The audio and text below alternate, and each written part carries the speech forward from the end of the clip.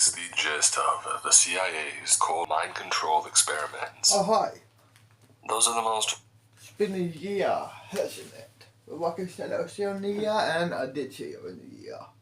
Well, I decided to go visit my mum and dad, and my brother and my sister at the White House. And here I am. And yes, the guards still follow me around.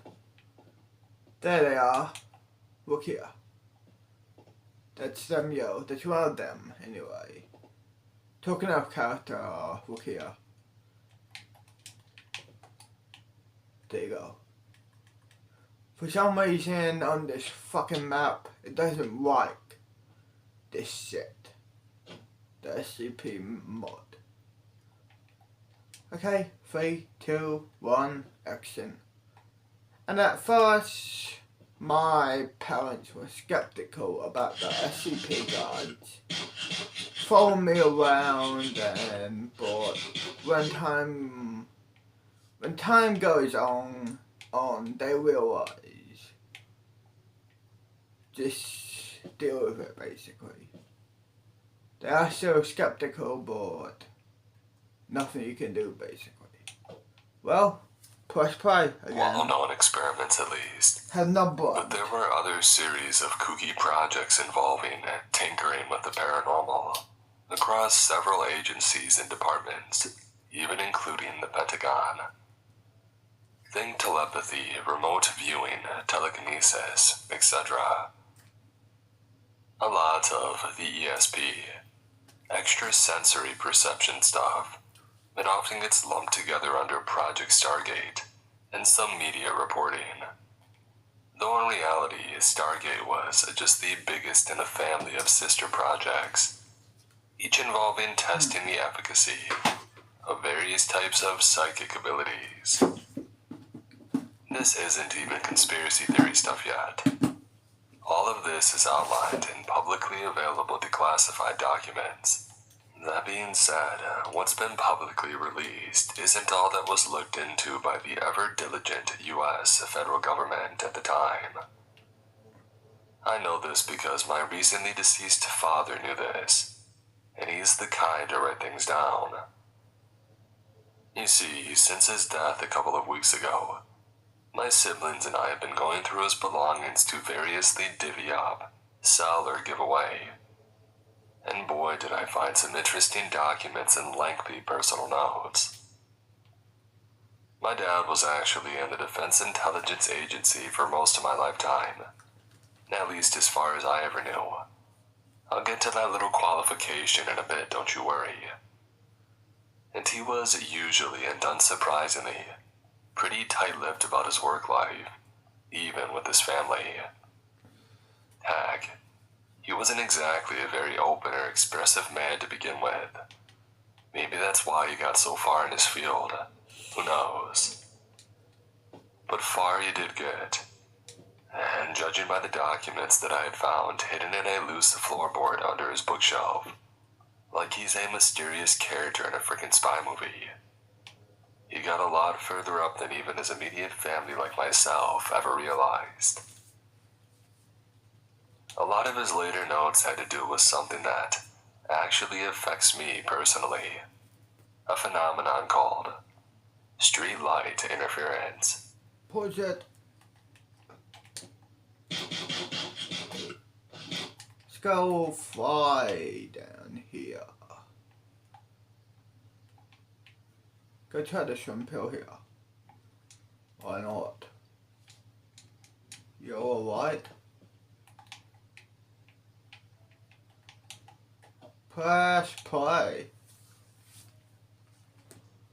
And it arguably seems about as mundane as a paranormal phenomenon can get at first glance.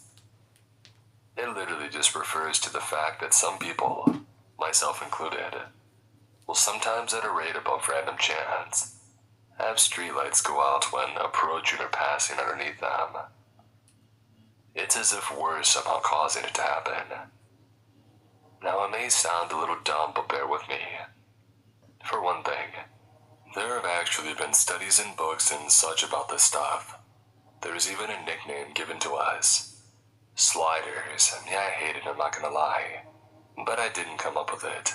Anyway, remember when I mentioned the ESP-related family of projects codenamed Stargate?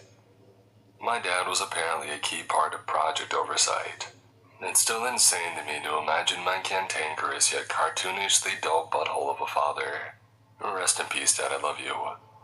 Dropping us off at school after torturing us with Christian rock on the radio, or rants about the God-hating commies, only to then go to work and administer everything from experimental drugs to esoteric metaphysical procedures taken straightly from random ancient Eastern philosophical and or holy text to people, just to see if they can sense the graves in the other room, or make the lights flash on and off in Morse code with their mind.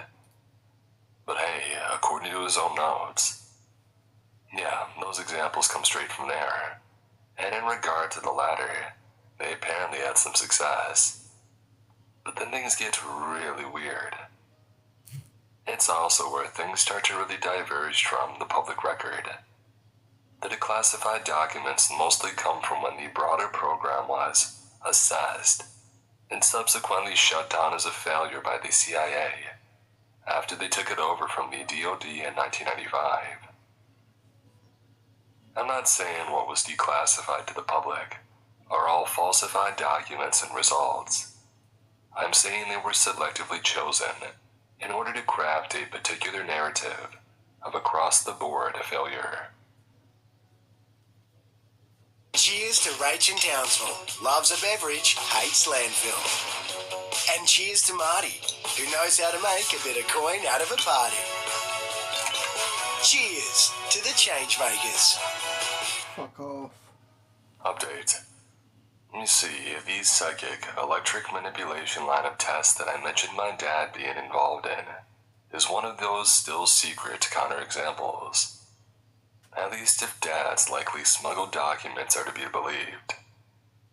In actuality, that particular line of research was apparently so successful that it had spawned its own subproject, to which my father was assigned as one of the top administrators or something. It's hard to say for sure even in their own internal documentation and correspondence. There's a ton of internal jargon and code words. It's very frustrating, but I guess that's probably the point. In case they ever did get stolen or, say, smuggled out by a disenchanted officer. Hypothetically, of course. Anyway, like I said, if my father is to be believed, then electro-psionics, yeah, their term, not kidding, eventually started progressing rapidly. A rare success in a family of ESP projects, which mostly ended in relative failure. You can feel the devious excitement even within the ceaselessly clinical jargon of the project notes, as these researchers raved about potential utility factors, like nigh undetectable ultraviolet messaging protocols, or voluntary electromechanical sabotage of enemy operations. Practically at will began to seem like feasible military and intelligence procedures, until it all came to an unexplained and grinding halt. Higher-ups came down hard on the projects, implemented new protocols, and things just sort of got lost in the process somehow. My father was eventually reassigned, but he never let go of this idea that he was somehow drugged himself. He wrote about these blocks of important time and work that seemed to somehow just be missing from his mind. Now I'll just quote his notes directly right here. Parts of my memory have been amputated with a surgical precision, replaced with a hazy and frankly unrealistic proxy of generic busy work, and long hours of filling nameless forms or overseeing new testing protocols to which no specifics can be recalled. I don't know which of my own memories to even believe anymore. Had no bun. I will say that this coincides with my dad's alcoholism and periodic nervous breakdowns phase that led to my parents' divorce within a year. So take that with a grain of salt and all that. What is significant either way, though, is that whatever happened. Pause it. Fly over here, go to my bedroom, head to bed. Another day.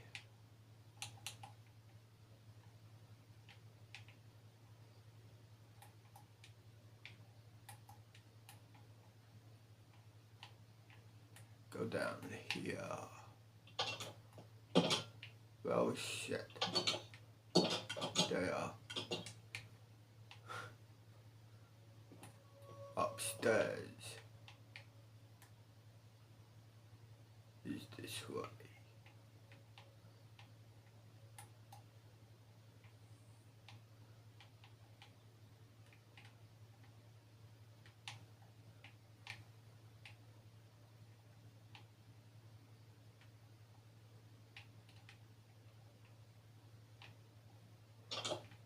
Shit.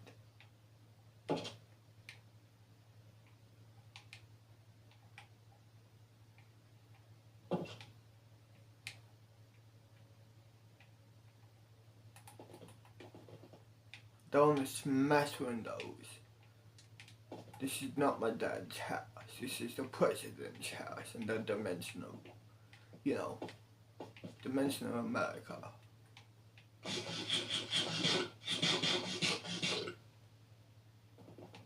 I do not want to smash buildings. Why not fly over here? Actually, yeah. Let's replace this. Here. Then, there.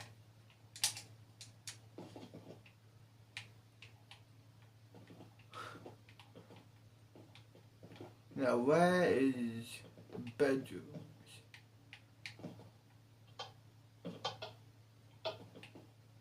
Office.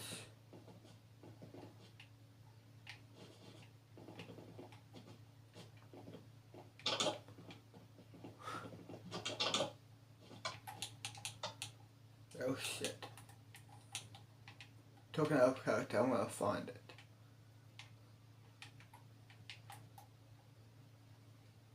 Yeah, no.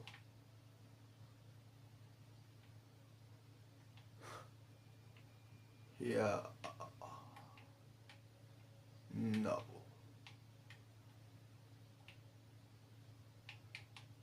Nope.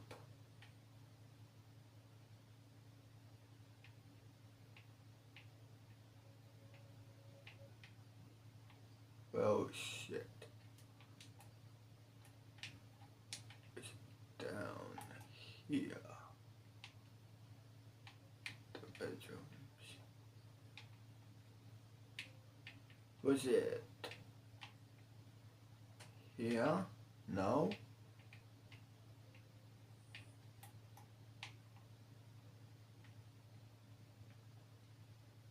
Okay.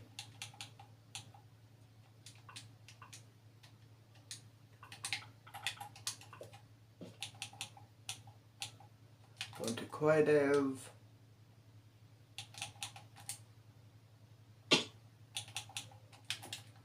Oh shit.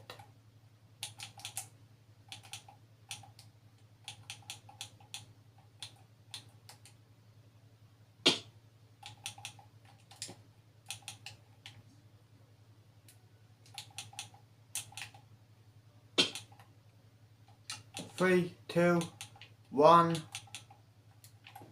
and go over here. 3, 2, 1, and action. My bedroom is just down here, not there.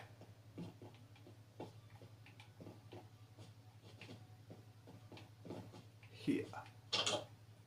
This is my bedroom. Oh, we'll see you in the morning, yo. See you then. Well, just another day.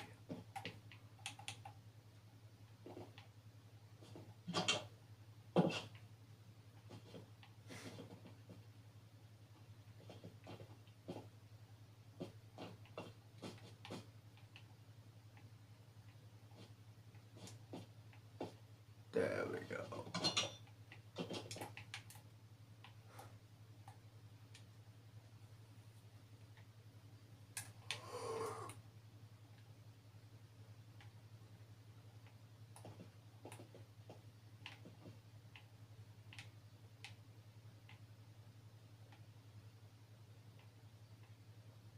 Go to over here.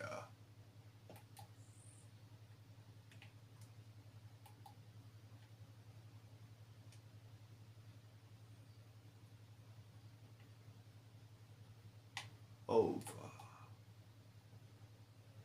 Here we go. At the edge of this pocket dimension. Out front of the White House. Press play. No, pocket It made my dimension, dad or, you know. hyperfixate on the possibility of preternatural psychoelectrical manipulation from then on. Her boy. When the SLI phenomenon came into the public consensus a few years later, he followed it almost religiously. A sidebar, but after he left when I was a teenager, we had a pretty rocky relationship for years after. I blamed him for just about everything wrong in my life with varying degrees of actual fairness. That said, a memory that I always treasured was confiding in him my silly-sounding self-professed ability to make street lamps turn on and off, and to my surprise having my perpetually stoic and skeptical father not only listening but believing me, even discussing wild theories that I would come up with like energy fields and other BS. I had imagined as if we were engaging in a serious academic discussion. Months later, he even gave me a book on the subject as a birthday gift. What I at the time interpreted as a long overdue but sincere attempt to reconnect with his son, even over something that he probably thought was silly, has now come to represent a joyless event to me accidentally providing a new connection to his secret obsession. I don't know how exactly to feel about that, but I'll save that for my therapist. For now, I'm just gonna finally tie my conspiracy theorist rambling together and let all of you draw your own conclusions. My dad's notes mentioned that he believed that studies were being done at sliders, like me confirming their abilities, to the point of even showing that some could control it, but that the government was covering it all up for some reason. His bitterness and obsession about these periods of lost memory only grew when the early Alzheimer's began to hit, and I have suspect that he intentionally drank himself to death afterwards, to avoid the prospect of going through that kind of involuntary memory loss again. What I do know is, if his notes are to be believed, this is not only a real thing, but one that only scratches the surface of something bigger. I just don't quite know what that is. Theories welcome.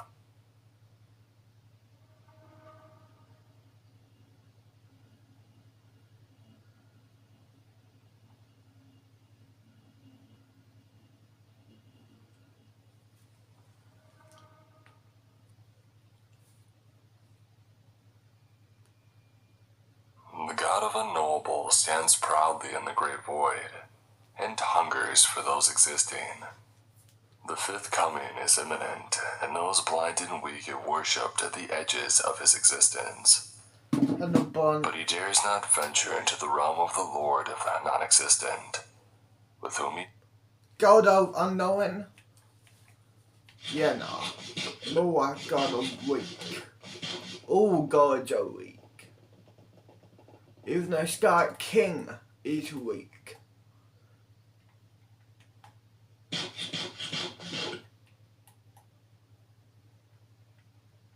The only being what? Strong is me. No one is stronger than me.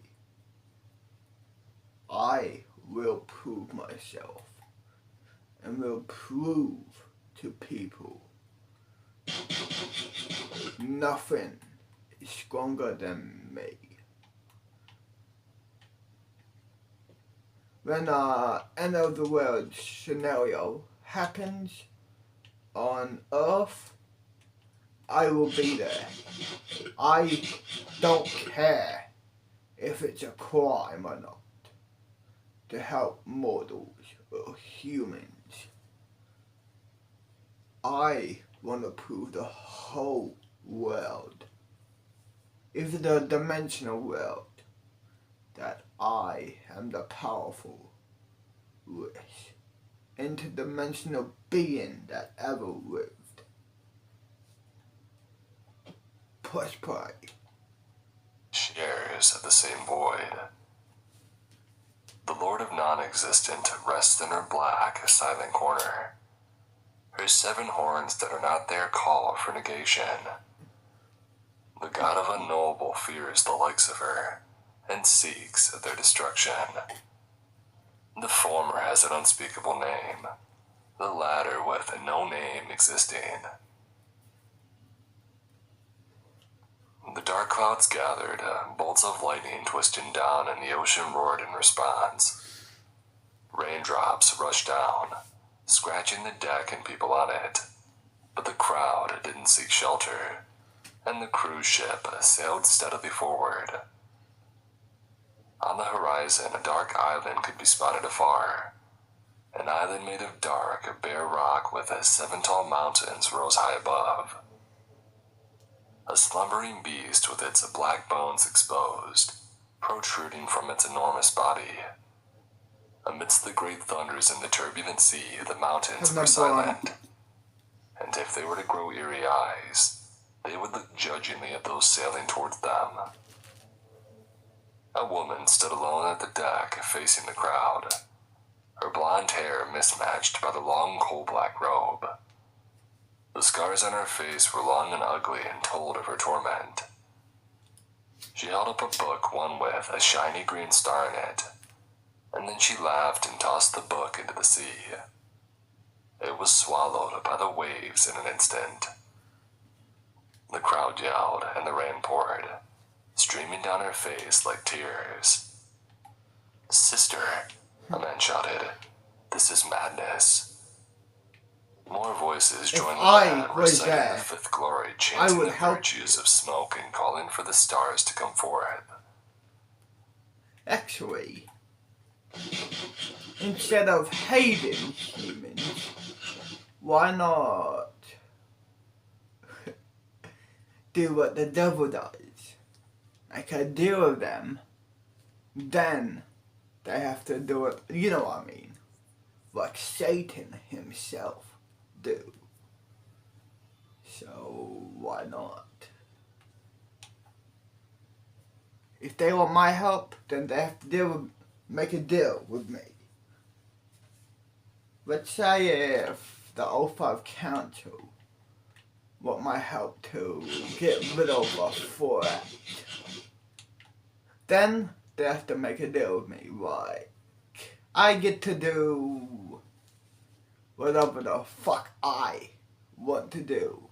Or I want some places in the foundation, you know what I mean. I'm not good at making deals, but I will be one day. The dark clouds were thick, and no light was shed. The crowd was disturbed, but their voices drowned out by the rain and the thunders. Or, of course, let's say if I saw... No. Let's say if a cult of women summoned me. Yes, there is rituals to summon interdimensional beings. If you summon me, look, let's say if a cult of women summon me, and they want to make a deal with me, then I will say to them, I'll make a deal with you, but in a return, you are gonna be my host for eternity. But for the men, I'll make another deal. They are gonna be my mortal minions when they die. Push. Accused her of harming the flow of energy. They accused her of hatred and disbelief. They accused her of existence. But she smiled, hearing the faint voice of her persecutor coming from the bowels of the ship. Even during a storm, the voice seemed crystal clear.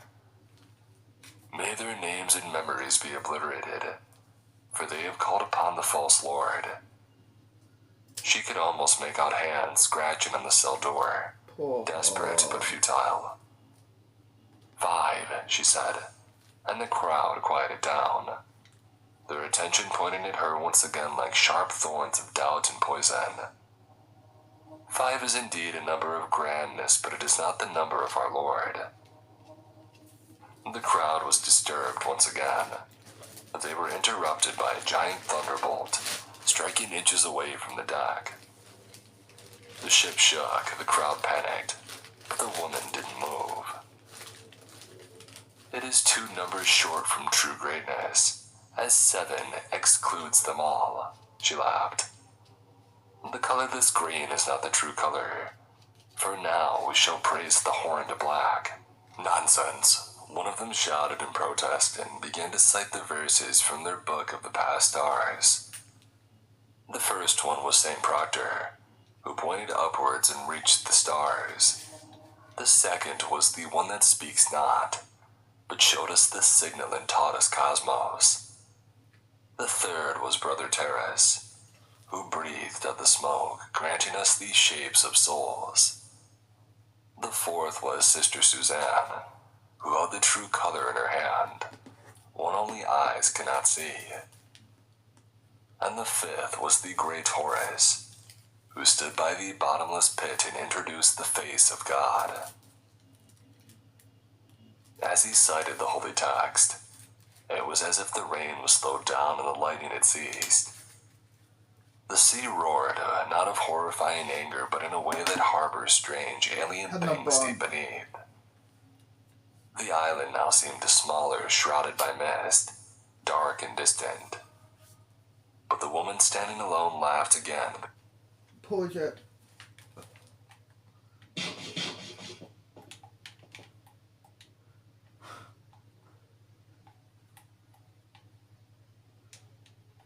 Pathetic foot.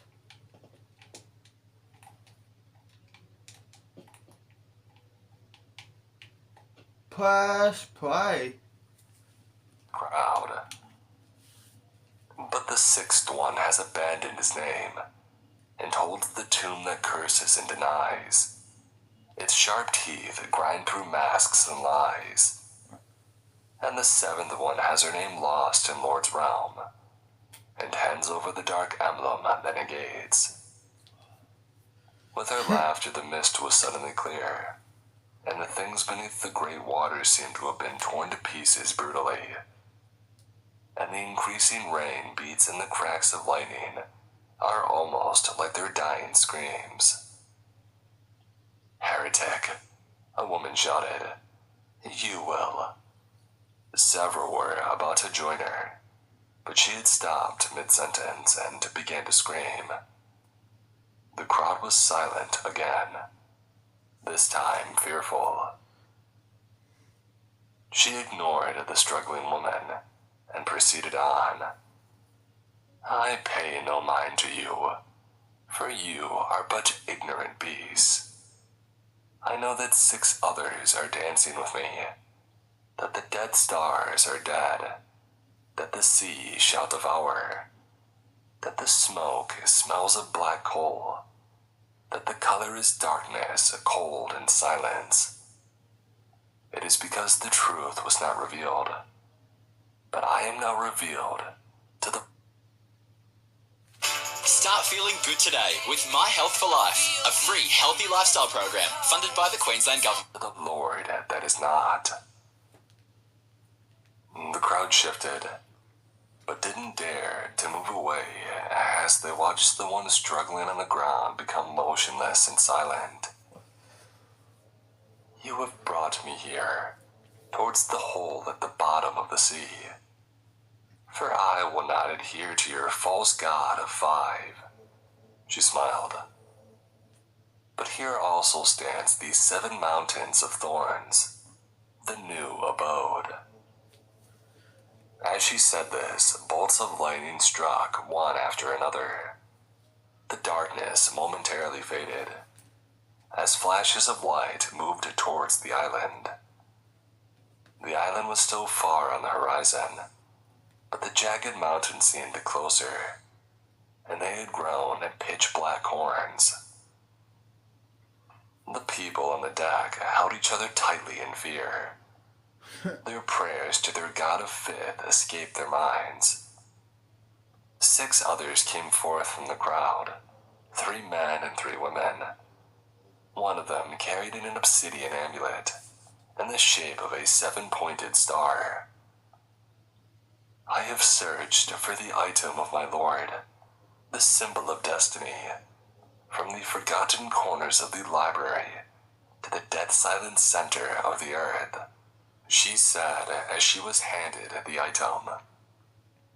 The crowd screamed out as the dark clouds rained down ever so fiercely, as the 7 dark mountains drew near in an instant, as the sea shattered in pain, revealing an enormous hole underneath the ship. This is my trail, and this is the day that we welcome our Lord. She laughed and put a 7-pointed star around her neck. This is... curious. One agent commented as he examined a small black box. Yeah, what is it? The other one turned his head. Really, what is it? Some jewelry box, the agent answered. Judging by the shape inside, this thing used to hold a 7-pointed star. Really? Aren't these guys obsessed with 5 or something? Yeah, I know, that's the strange part. And they left a note here too. He began to read. Why is 5 afraid of 7? Wait, isn't the joke, why is 6 afraid of 7? Yeah, it's because 7 ain't 9. But who knows, madman logic, I suppose. The 2 agents shrugged it off and proceeded to sort through the items on the large cruise ship. The sea around them was calm, and the water was clear.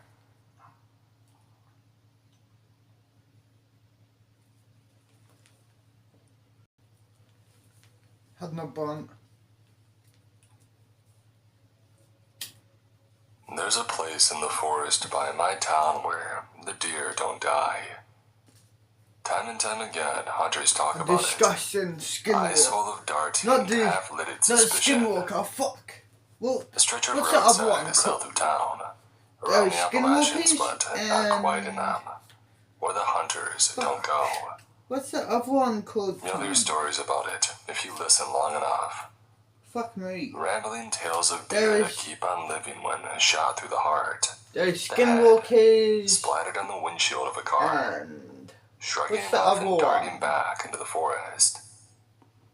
Trappers never seem to Not catch their quarry there, skinwalker.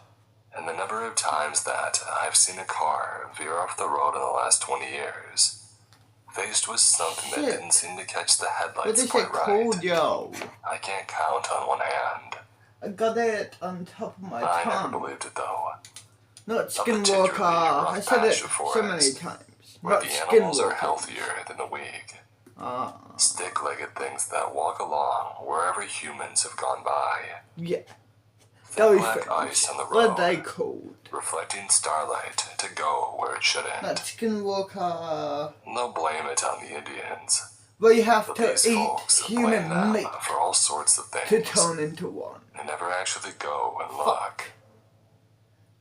What is it And that's where called? my uncle differed. He was a savvy Not hunter, skinwalkers. a taxidermist too. Never really Not believed in those types of chupacabra. things. His garage was stock full of trophies, some of them half completed. It's a cryptic. And whenever Rock someone said skinwalkers. that he couldn't do something, he took it as a challenge. He caught wind of the stories, and one day he made it his goal to get one of those deer and to bring back its head in the What bed was of it his pickup called? truck. Fuck me. We drove there one What night was it called? in his old beat-up Dodge Dakota. Like Skinwalker's. I was the spotter in the back. I hit his drink, and I told him where to stop at. Come on.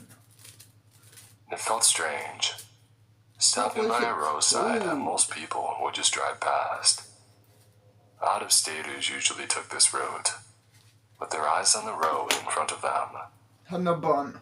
On the ground below me were pebbles of all sizes, tire-worn, dusted with the black coating of rubber that you see on these older stretches of road. The forest was thick, but it didn't look unusual to my eyes.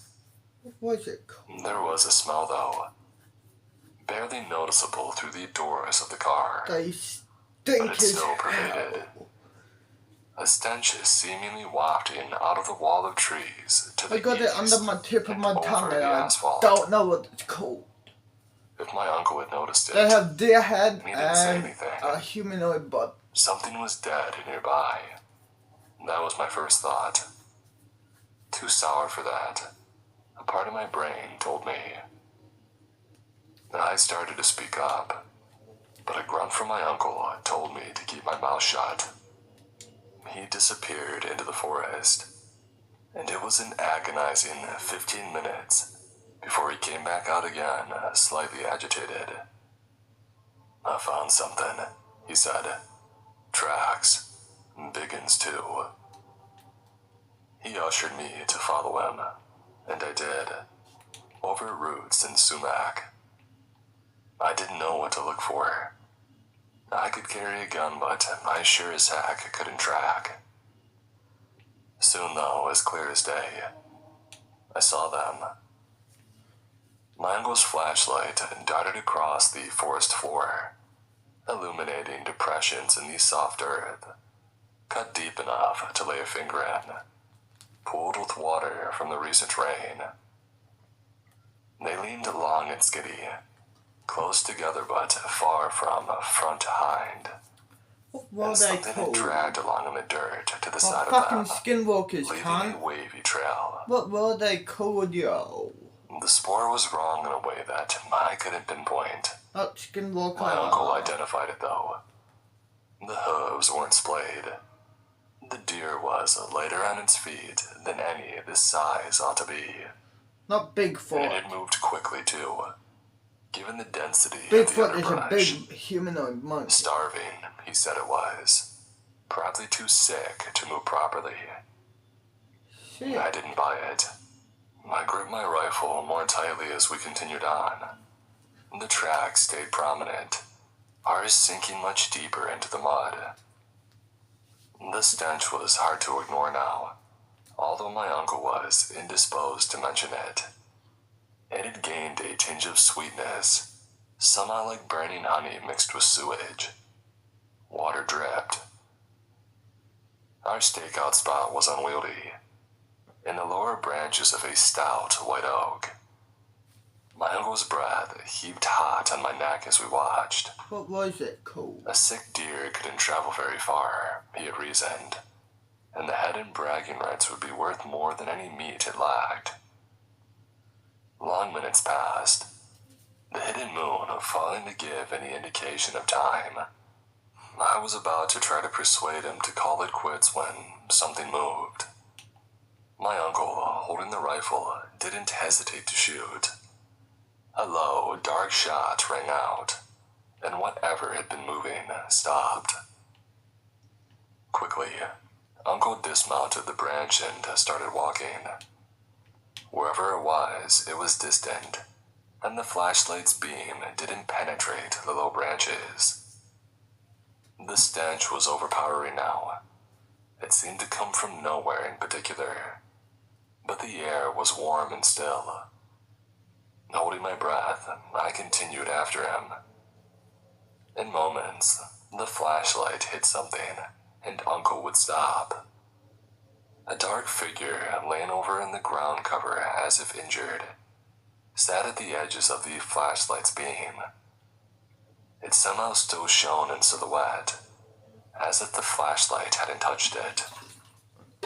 One eye gleamed, the other shot through with a bullet, and the point where its antlers stopped and the branches began wasn't clear.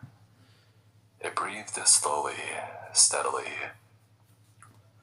in a careful, practiced, and almost a deliberate fashion. The thing that was not a deer. I have a feeling I'm gonna tell all the guys to go home. They need to be home.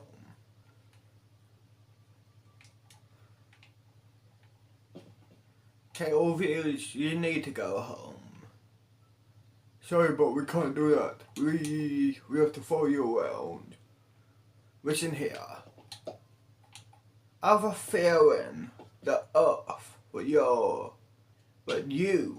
don't punch me. Listen, I have a fucking feeling that the earth where you're from are in danger.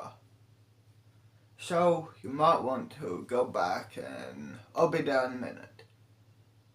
Okay.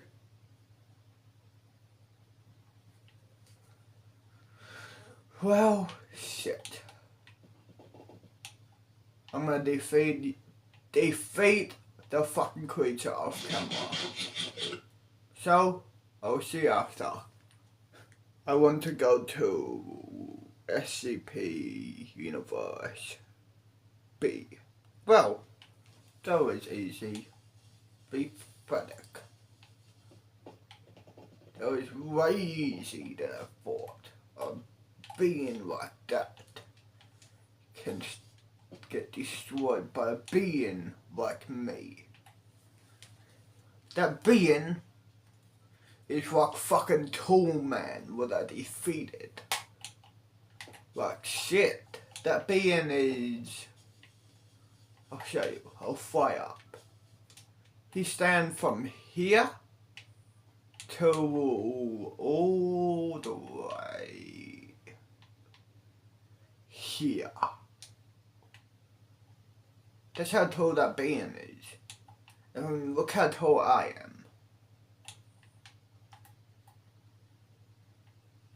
You should have seen the action. I beat the living shit out of that fucking pathetic being. It begged for its pathetic life. And I ain't no pussy. I do not care if you beg. I will kill you.